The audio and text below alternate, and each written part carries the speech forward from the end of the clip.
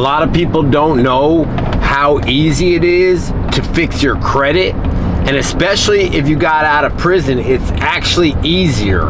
And I'm gonna go over in this video a few different ways to how to fix your credit. Make sure you stay into the end because the best sauce is gonna be at the end. So the first way you can fix your credit, and I've fixed numerous people's credit this way, and it sounds almost too simple, but it works, is to download Credit Karma, okay? When you first get out of prison, 99% of the time you don't even have a credit score, and the reason that is because your credit is built up from a bunch of different touch points on the internet.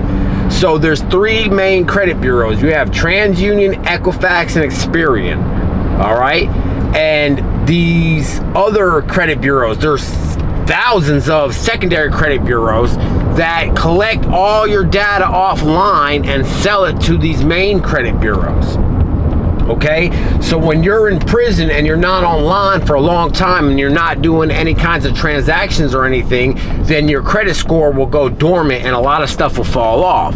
And then when you get out of prison, you won't even have a credit score. And then all of a sudden, boom, your credit score pops back up because you're back online, you're filling out applications for stuff, you're whatever the case may be that you're doing online when you get out of prison, food stamps, getting your license, all of a sudden your credit score will pop back up because these secondary credit bureaus are selling your information to Experian, TransUnion, and Equifax. Okay, so if you get out of prison and you don't have a credit score, that's even better. A lot of times half of this stuff will fall off, especially if you've done a long time in prison, 7 years, 6 years, 10 years, or whatever the case may be. So you download Credit Karma, okay? And I don't know why this works, but it's worked for numerous people I've been around, and my family members, everything. I've got collections knocked off, I've got repos knocked off, I've got all this stuff knocked off with this method. So download Credit Karma, then you can pull up your credit scores. You can pull up TransUnion, Equifax, and Credit Karma. Super easy. So download that, go into, you'll see all your stuff, collections, late payments, everything. You're actually, it looks like two gas gauges, right? So you'll click one, go down to your collections. You could click the collections, and there's a option to dispute. Now, when you dispute them, you may have to dispute all of them, but when you dispute them, there will be a lot of different boxes that you could click, and I think you could click as many as you want, but make sure you click in litigation. All right, so this is how I've got, I don't know why it works, click in litigation for each one. I would put inaccurate info, I'd put inaccurate dates, and litigation. Those are the three that I would put. You could possibly put more, but those are the three that I know work. And dispute it, okay? And when you're doing this, they're gonna come off. Sometimes I've actually had them, in complete transparency, I've had them come back, and then you dispute them again and they fall off. That's how I was able to get out. When I got out of prison, I started working on my credit before I even got out of prison, all right? While I was there, I started writing the bureaus by hand, because you could just write, TransUnion, Equifax, and all that, right? All you gotta do is you get their P.O. box number, you send it, and that's how people do like manual disputes and stuff, but you could literally do it through Credit Karma, and they'll come off. And I've done this for many people, and it's worked every single time. You might have to get in there. I don't have Credit Karma in front of me, I'm actually driving, but you might have to get in there, play with it a little bit. But you could go to each bureau and literally dispute every single thing in there by clicking a button, and it will fall off. And that's the first method right there that's worked a lot of times. Now, as far as late payments and all that, it's not going to dispute that, but it's going to get those collections off ASAP. So this is the secondary method that you could go in there and get all the late payments off and everything. We're in a information age, information with AI and all this. So all your data is all over. In 2024, everybody's data was leaked. With AT&T, there's multiple companies where your data was leaked, okay? So basically your identity was stolen. Everybody in America almost. You could go on ChatGPT, and just for the record, I'm not a professional with ChatGPT or anything, so anybody could do it. I could do it, you could do it too. I talk to ChatGPT and I know a little bit, but I don't have any more knowledge about ChatGPT than anybody else does. So go on ChatGPT and you're gonna need a prompt. And what a prompt is you're putting the AI in a mindset, basically. Okay, so you want to prompt it before you tell it anything, because if you don't prompt it, it's just going to spit out a bunch of nothing, basically.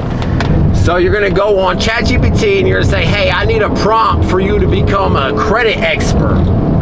I need you to have 25 years of experience. I need you to have experience cleaning credit, working on identity theft, all this other stuff, okay?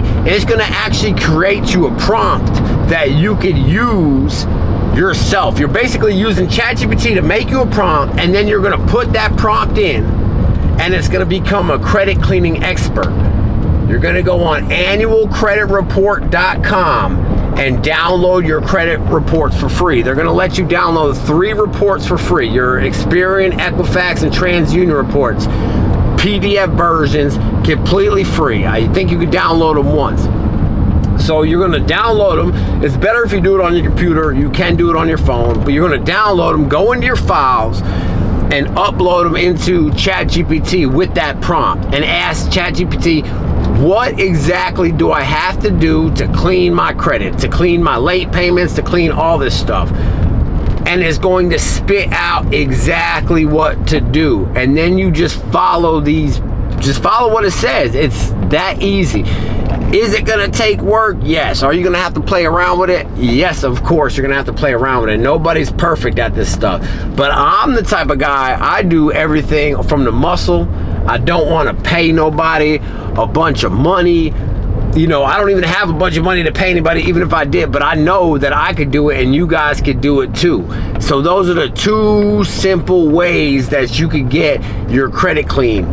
That easy. And as far as building relationships with the bank, you're going to want to, if your credit's messed up, right, I would go to a local credit union. And the reason I would go to a local credit union is because credit unions are built to help the community. They're non-profit. A bank is for profit.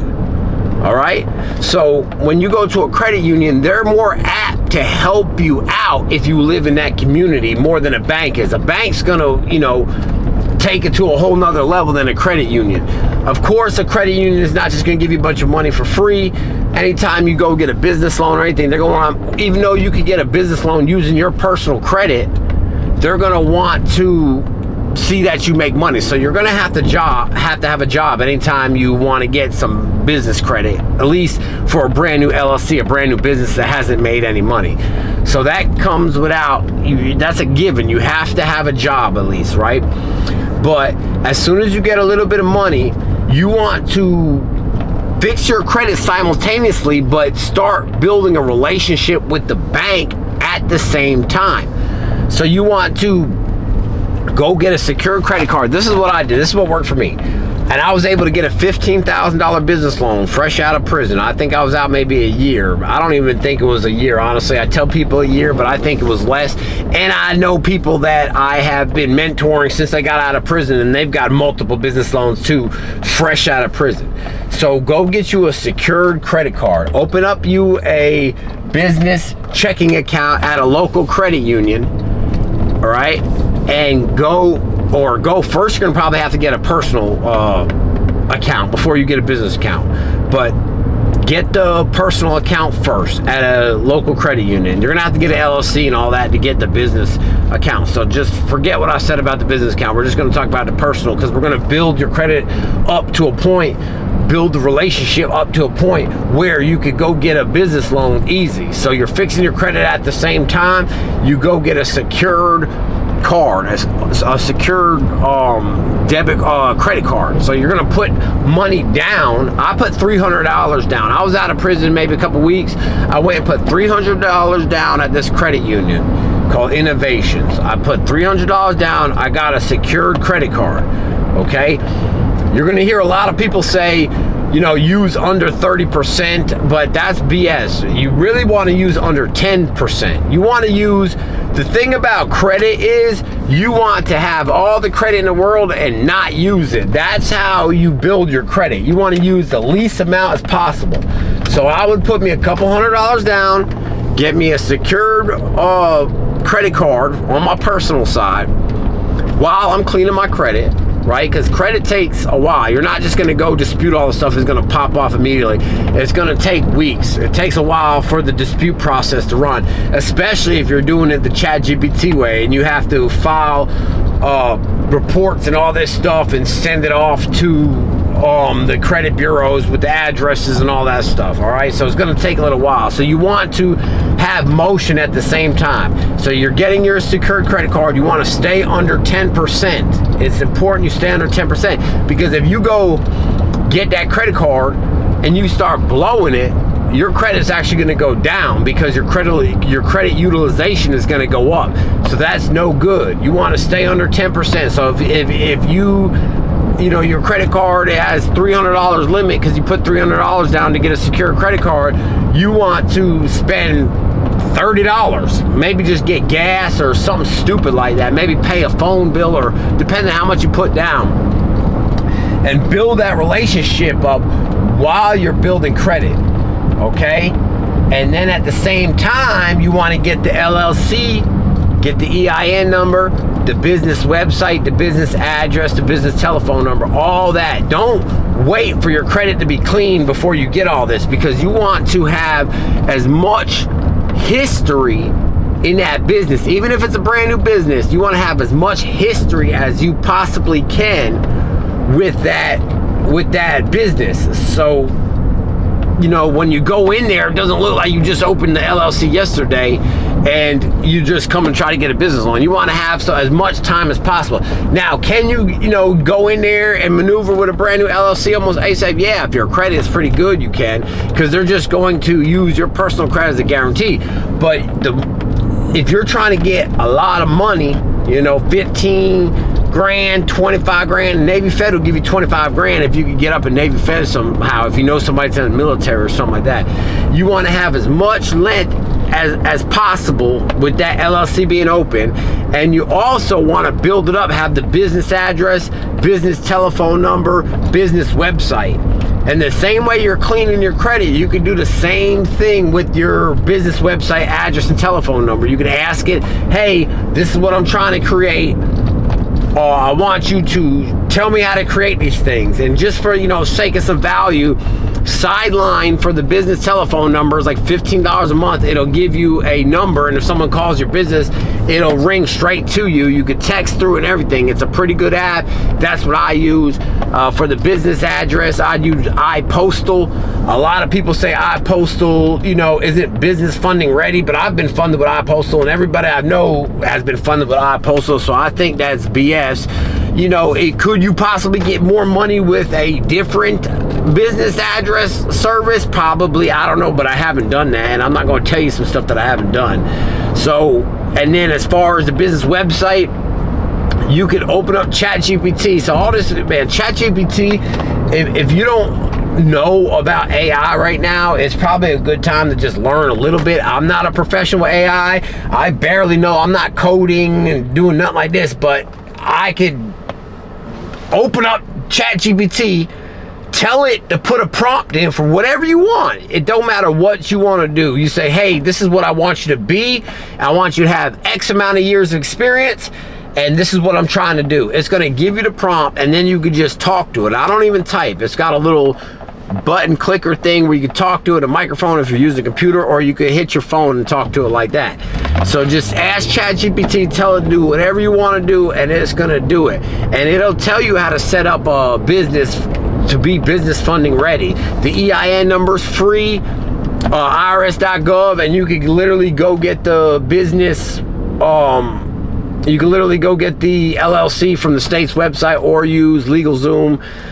I like LegalZoom sometimes because it has like a payment plan, so you know, I don't know, pay $40, $50 a month, something like that, and you don't have to have all the money up front. And then as far as the website, open up ChatGPT, open up Canva. There's a spot on Canva called AI.